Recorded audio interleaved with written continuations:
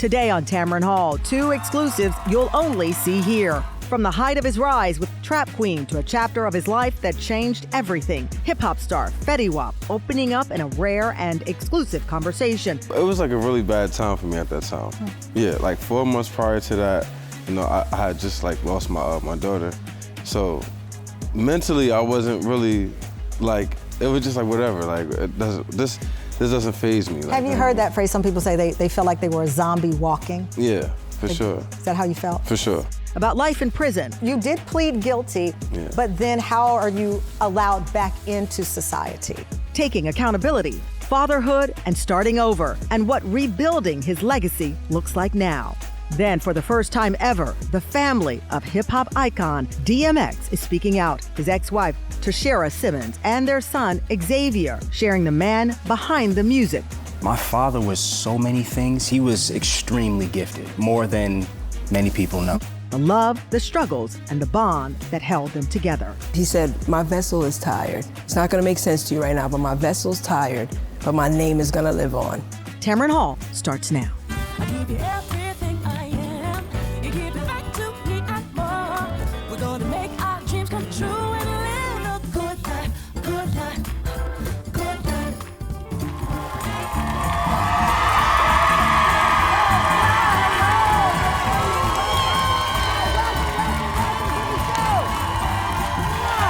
Hello, welcome.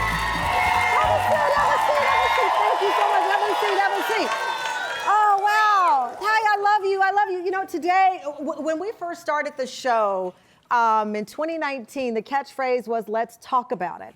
And I believe we have created a space where you can talk about anything, even those things that are challenging, that are difficult, those things that seem insurmountable. And today's show, we have 2 big exclusive and big conversations I'll tell you about. It is about consequences, reflection, and legacy, and what happens after you fall, and how do you get back up.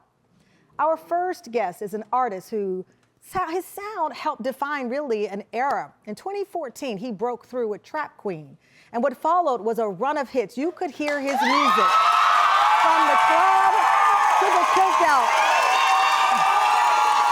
from a prom to a wedding. The momentum was next level. The spotlight moved fast, and it stayed on.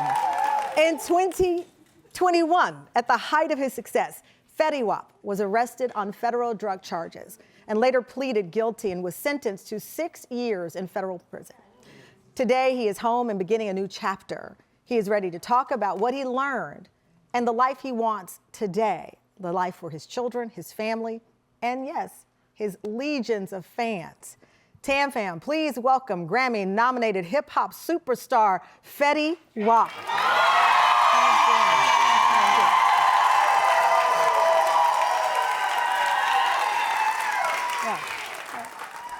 So you were supposed to, while I was reading that, sneak in. But at the very glance of you walking out, this audience erupted. Oh, it's a good feeling. It's a good feeling. It's a great feeling, yeah. It's a great feeling. Very few people leave prison with that kind of reception.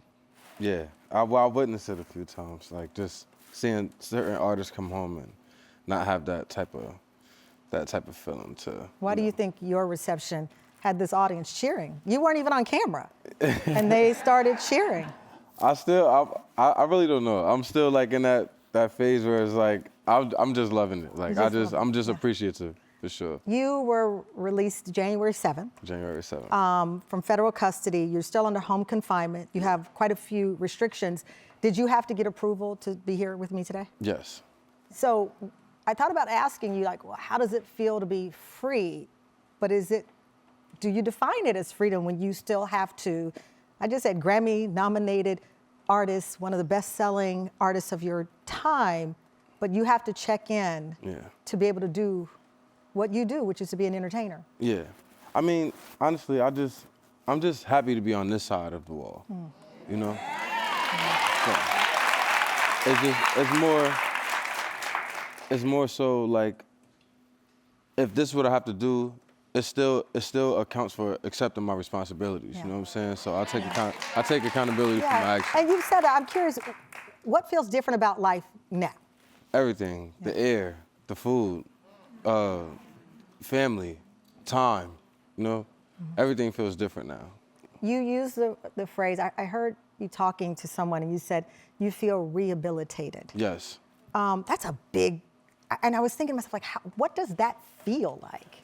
Oh man, mentally, like, just to go through that time period, you know, like by yourself for that many years, even if you do get a phone call, because sometimes you don't, but you have to mentally get through that, you know what I mean? And to come home and move the way I've been moving, you have to have some type of rehabilitation to be able to do that. You say when you come home to move the way you've been doing. I've been watching. Yeah. I've been being very, very mindful because again, I have to tell you, not a lot of people trend leaving federal prison. How have you been able to be excited about being out, but also slow down a bit? My management team, like But you can't management team. I have a manager. Managers can only do so much. Yeah, but just building the right team around me, like, allowed me to have time to be Fetty Wap and to be Willie. You know what I mean? So, like, to separate the times. You said be Willie. How often do you call yourself by your? Does anybody call you Willie in your circle? No. Nobody calls you Willie. No, not Because at all. I actually was like, wait, what's his real name for a minute? Yeah, and I for had to sure. keep telling myself, you were reunited with your children. Yeah. Their ages are 7 to 18. Yeah. In this world, those ages are primed to know exactly what's going. Even the 7-year-old, Yeah. even if they're not on social media, they know what's going on.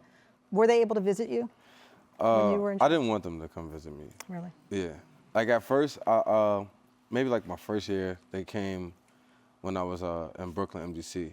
But watching them leave was like, yeah, I don't want to do this again. What was that feeling? Not being able to leave with my kids probably was like one of the worst feelings out of everything I was going through. So I'm like, yeah, nah, I'm cool on the visits. So when you got a chance to see them for the first time in January, free. Yep. 41 days now, today. Wow. Yeah.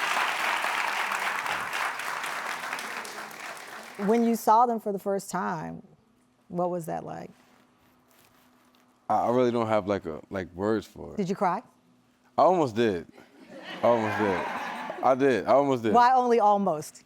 My sons was there. My sons, you know, the freshmen, and like they got like this. I don't know. They think they, you know what I mean? Like, so I gotta still like, yeah, I'm Pop, bro. Like, you know what I mean? So yeah. But You didn't want them to see that vulnerable side? yeah, no, I No? don't show it that much. How do you? Because I know that, you know, when you are behind bars, you have a lot of time to reflect. Yeah. A lot of time to think about how this kid who grew up in Paterson, New Jersey, Yeah. rose to, like, I see this kid. Yeah. You dropped out of high school. Yeah. You talked about this openly, it's no secret. You early on said you wanted more money. Yeah. And so you stopped going to school. Yeah. You fell into this, we know this story, right? Mm-hmm. You fell into this story. But while you were in prison, you got your GED. Yep. And you really did the work mental health wise. So that's why I was going back to the not letting your sons see you cry. Yeah. I know you did a lot of mental health work inside. For sure. Definitely. What were you seeking answers to? I wasn't actually seeking answers. I was Really? just apologizing to myself. Yeah. I'm curious about what you were apologizing for, but I don't want you to answer because we're going to go to commercial break. When we come back, the work that Fetty did behind bars and the work he's doing now, creating a new chapter for himself and looking forward to his future. We'll be right back. Our exclusive conversation with hip hop superstar Fetty Wap.